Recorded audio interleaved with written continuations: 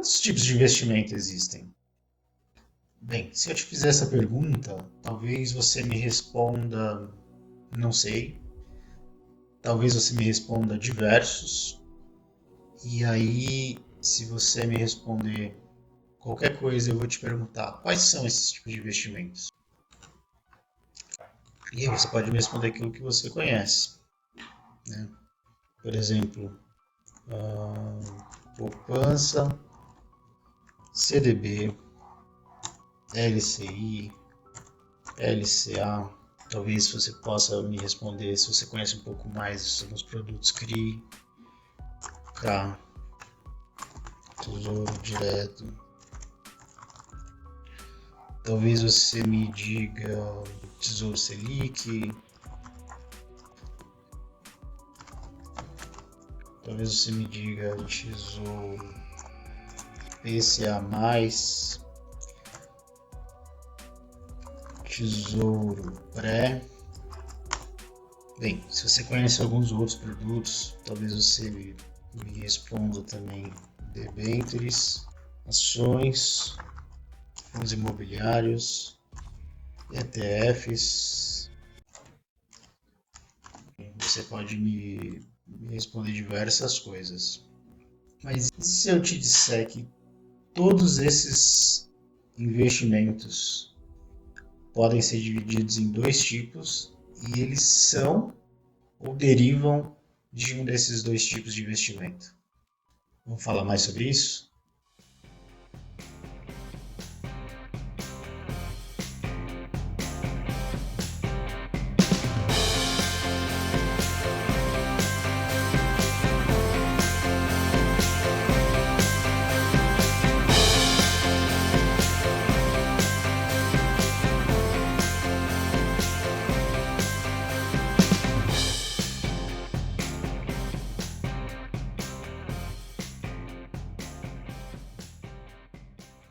Só existem dois tipos de investimento. Dois tipos, e veja bem, são dois tipos. Não existe um terceiro, tá? Tudo que a gente pode falar de investimento pode ser dividido em duas grandes caixas, que são dívida, tá? Que a gente pode chamar também de renda fixa, equity, tá? Que a gente pode chamar também de renda variável.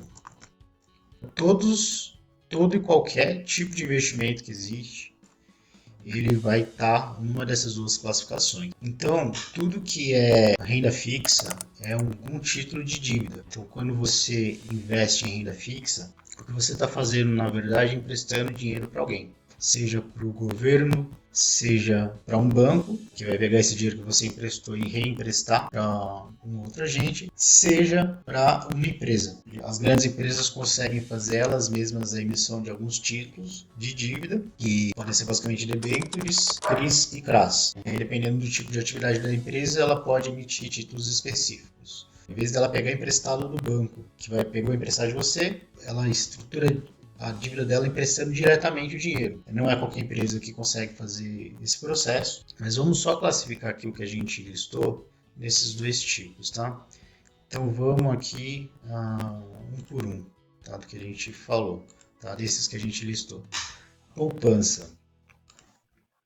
Poupança é renda fixa ou renda variável? Poupança é renda fixa. Quando você aplica na caderneta de poupança, o que você está fazendo é emprestando dinheiro para o banco, emprestar para outras pessoas para fazer financiamento imobiliário. Tá? Então, poupança é renda fixa. CDB, LCI, LCA, esses três aqui são títulos bancários também de renda fixa. Você está emprestando dinheiro para o banco vai reemprestar para outras pessoas, outras empresas, a uma taxa acima do que ele faz a captação. A atividade bancária essencialmente é isso.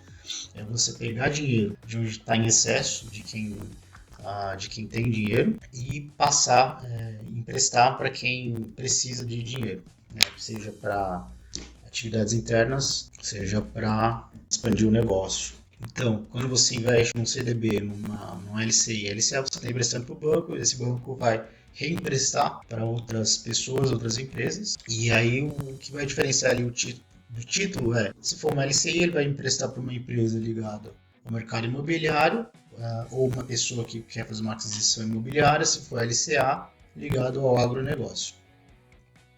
Se for CDB, propósitos gerais do banco. Indo adiante, CRI e CRA. Tá? CRI, CRA e debênture são títulos que a gente chama de crédito privado. Crédito privado é você, em vez de emprestar para o banco, você é aquilo que eu falei que você empresta diretamente para uma empresa.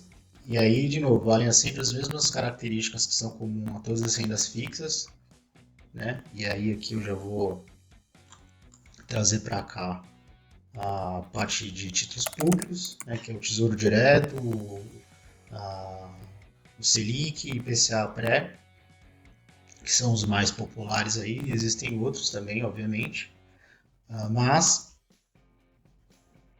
todo o funcionamento deles é sempre o mesmo, tá? É sempre um dinheiro que você está emprestando, então se você investir em qualquer um desses aqui, isso é um investimento em dívida ou renda fixa. Você na prática está emprestando dinheiro, no caso da poupança, CDB, LCA, LCA para o banco reemprestar. A poupança ela tem que ser um propósito específico no mercado imobiliário, então ele vai emprestar para pessoas se financiarem imóvel. LCI é um título parecido, também com o propósito de reemprestar para players do mercado imobiliário, LCA do mercado do agronegócio e o CDB para propósitos gerais.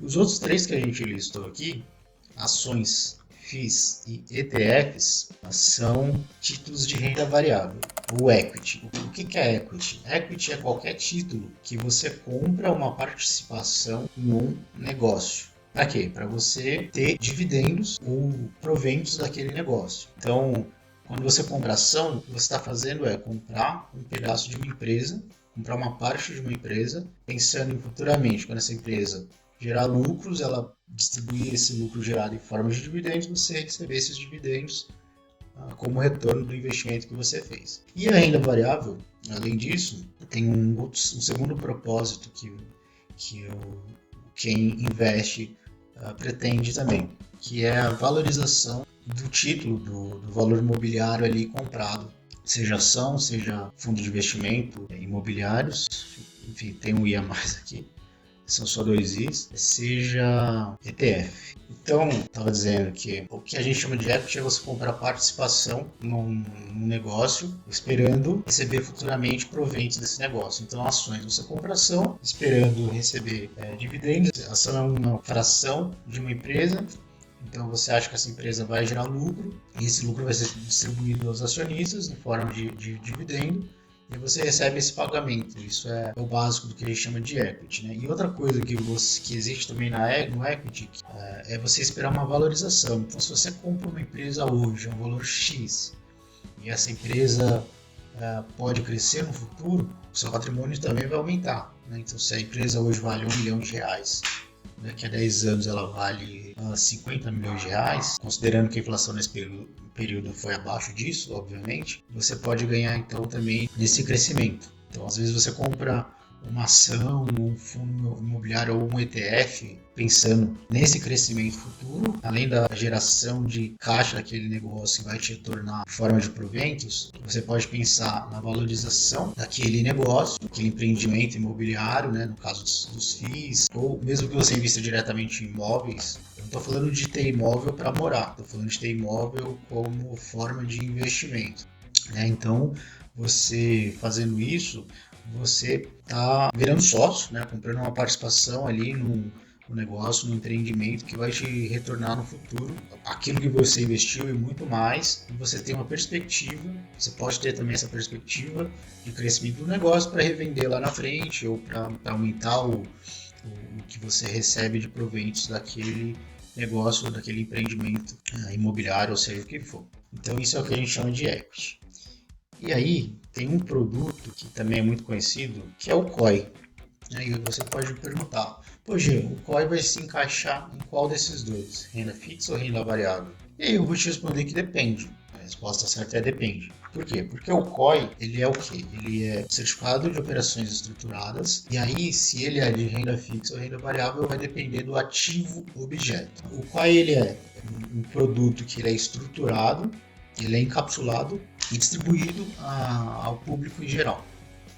Muitas vezes são produtos que você não conseguiria ter acesso sozinho, né? Às vezes para você entrar nesse produto, você teria que ter um valor, o mínimo de entrada é muito alto, você não conseguiria entrar, ou é muito complicado, você teria que mandar dinheiro lá para fora, fazer câmbio, declarar imposto lá fora, pagar imposto lá fora, pagar imposto no Brasil, e aí fica às vezes muito complicado. É mais fácil você simplesmente comprar um produto local que faz todo esse trabalho para você, né? E aí você paga imposto aqui brasileiro, paga imposto de renda normal, não precisa fazer remessa de dinheiro para fora, fazer hedge cambial, porque quando você aplica um título lá fora, você fica exposto também à variação cambial, então você tem que fazer essa proteção. Às vezes vale mais a pena você fazer isso através de um instrumento, pega esse produto, encapsula, faz todo esse trabalho burocrático, vamos chamar assim, e só te entrega o produto pronto, porque o que você quer é exposição àquele produto. Então isso é o COI.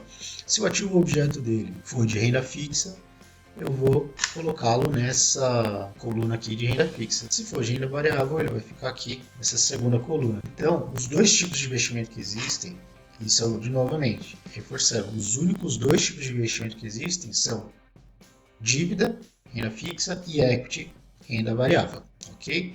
E aí, você pode me perguntar, né? Pode se questionar e pode me questionar. Mas eu invisto meu dinheiro em dólar. Mas eu invisto meu dinheiro em título de capitalização. Mas eu invisto meu dinheiro em imóveis. Mas e o day trade? Bem, o foco desse vídeo é falar dos dois tipos de investimento que existem. Eu não vou falar nesse vídeo sobre o que não é investimento. Vou fazer depois um outro vídeo para falar sobre o que não é investimento. E aí eu vou falar de capitalização, vou falar de algumas coisas ali. Jogo do tigrinho. Mas aqui, hoje eu vou falar sobre o que é investimento. E os dois tipos que existem são esses: dívida, renda fixa, equity, renda variável. Mas eu vou fazer um comentário aqui sobre o dólar, porque quando a gente fala em dólar, comprar dólares em espécie, ou fazer transferência, fazer o câmbio e deixar numa conta internacional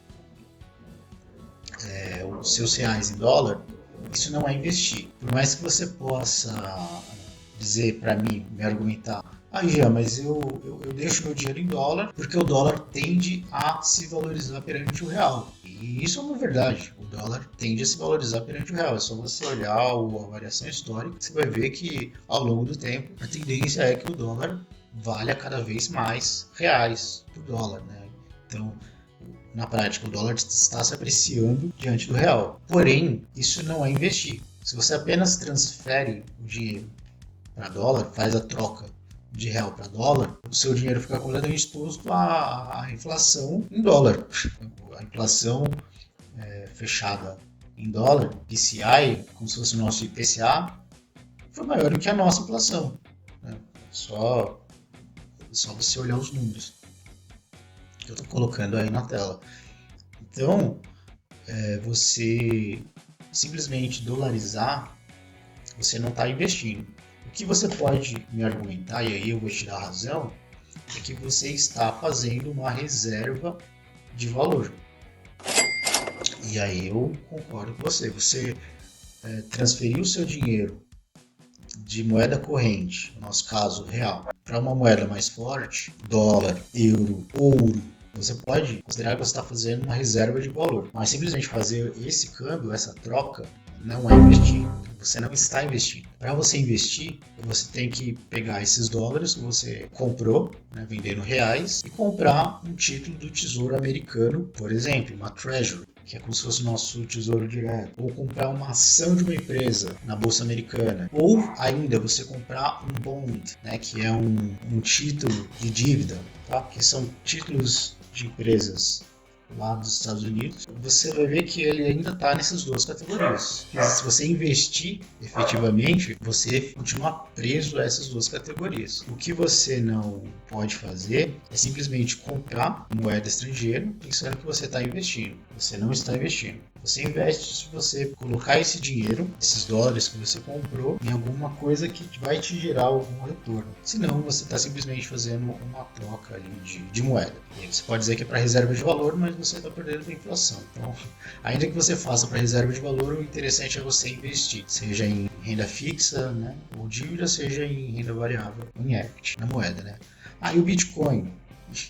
O Bitcoin é simplesmente moeda de troca, né? E aí você simplesmente está colocando ali no seu dinheiro numa moeda que você espera que vá se valorizar perante o real. É simplesmente isso. E o ouro é a mesma coisa, né? Se você comprou ouro, você quer proteger o seu dinheiro. E se você quiser proteger uma parte do seu capital, você pode usar alguns outros instrumentos como esses aqui. Tá? E outros derivativos também. Tá? Existem derivativos, né, de renda variável, principalmente para você proteger suas exposições. Mas eu não vou entrar nisso hoje, tá? Eu só queria falar desses dois tipos de investimentos que existem, tá? E os únicos dois tipos de investimentos que existem. Então por hoje é isso. Tá? Se você gostou do vídeo, deixa um like. Se você não gostou, deixa um dislike. Gostando ou não, deixa um comentário, um feedback do que pode ser melhorado.